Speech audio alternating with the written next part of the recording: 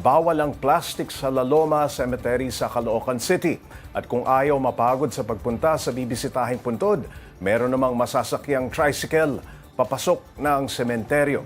Para bigyan ng mukha ang balita, live mula sa La Loma Cemetery, si Mobile Journal Fatima Baduria. Fatima. Yes, Pops J, no, tuloy-tuloy pa rin ang dating ng mga tao dito sa loob ng La Loma Cemetery at paalala nga ng mga opisyal na bawal ang plastic.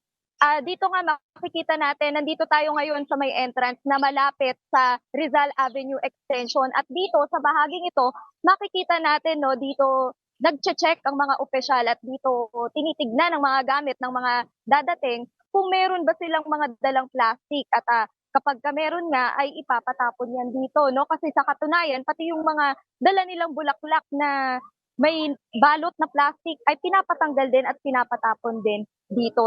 Katabi lang naman no, yung garbage bag na pinagtatapunan.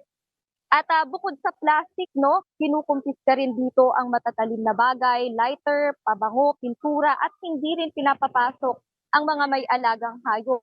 Bawal na rin pumasok sa loob ang mga kotse pero meron namang mga tricycle na nakapila sa loob para sa mga medyo malayo pa ang bibisitahin puntod.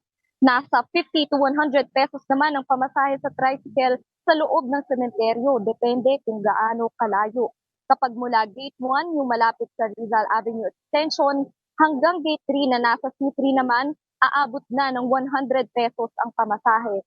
Marami ring nagtitinda ng mga bulaklak, kandila, pagkain at inumin sa loob at labas ng sementeryo.